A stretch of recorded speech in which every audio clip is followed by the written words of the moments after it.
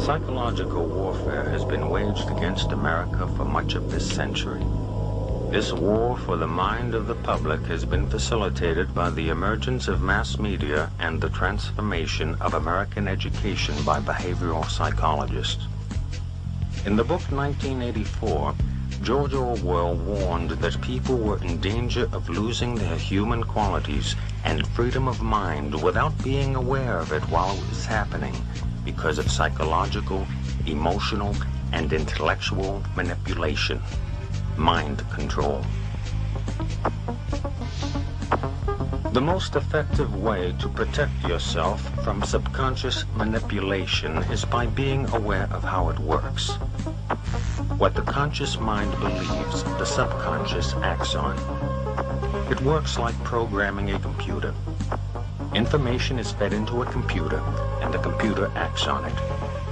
However, if the information fed into the computer is wrong, it still acts on it. If a person believes something that is not true, the memory banks of the subconscious mind do not correct the error, but act on it.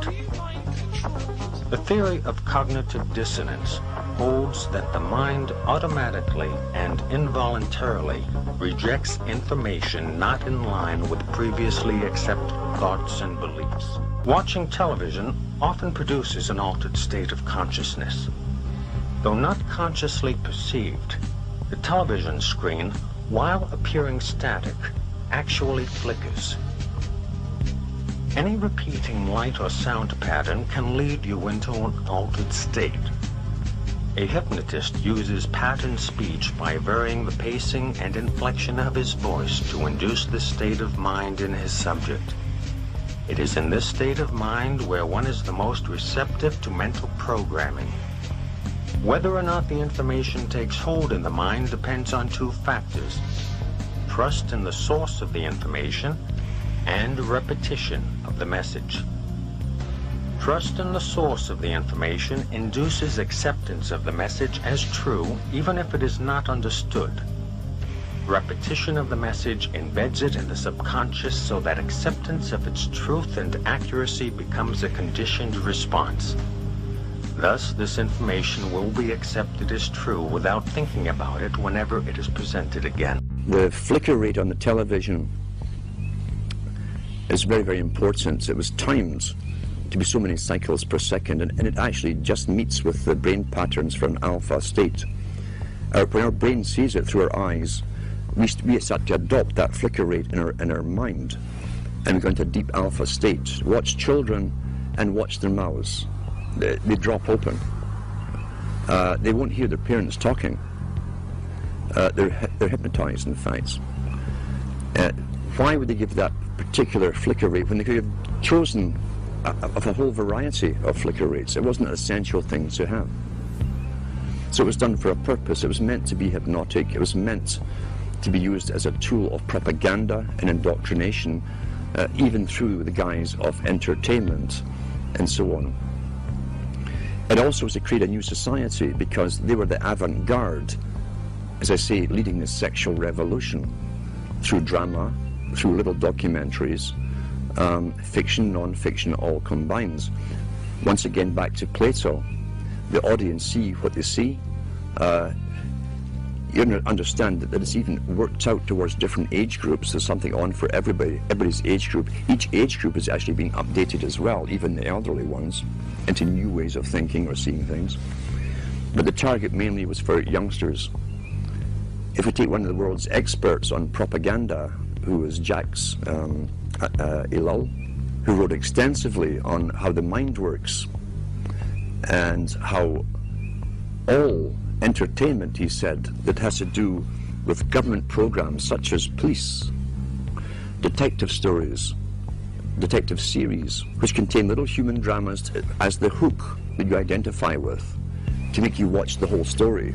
Child gets kidnapped, detective goes on a hunt, he goes through hell and fire to get that child back. You identify with the hero if you're a male, you identify with the heroine if you're female. And that's the hook to get you to watch them. But what he said was, all dramas to do with police, or even the military in movies, are pure propaganda. Pure propaganda. The human story is just the bait to make you watch through it, to get you to identify with it. Because once again, there's always a message left somewhere in the movie. It might even be a message that's against your own morality. It could be where the cop, for instance, does sleep with this beautiful woman while his wife was at home, and it's all part of the story, and even tell you why he did this. He was feeling down that day, blah, blah, blah.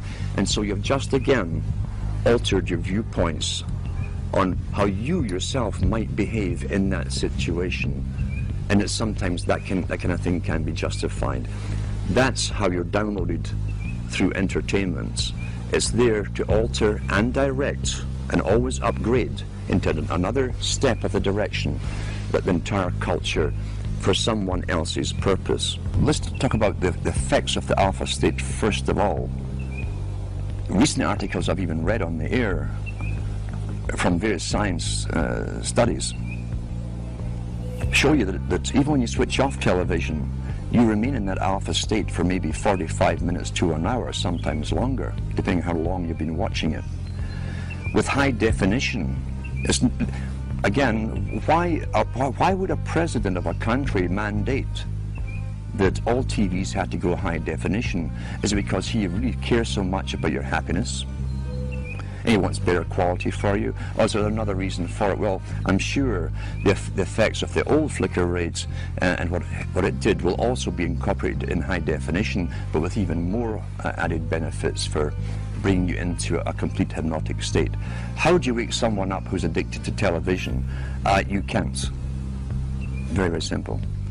You can't get your daily brainwashing where literally it's bypassing any consciousness in the person. You can't take that every day and still try to wake up and learn at the same time. I've known people who've gone through complete withdrawal from television and gone into depressions because their entire routine is broken. They also have time on their hands, which is a big aspect of control, remember too.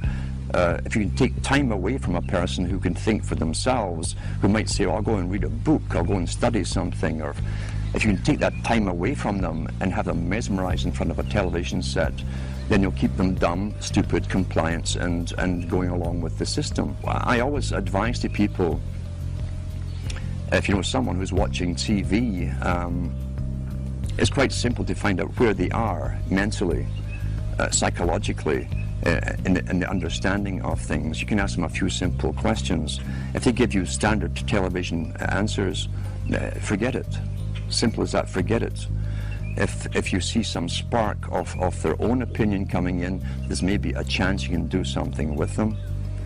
But you cannot get off. You see, television, it can be classified as a drug. People think that hypnosis is some mysterious, esoteric thing, and it's not. It's just simply a mental transaction in which a person has focused their attention, they've stopped being critical, and they're more open to suggestion.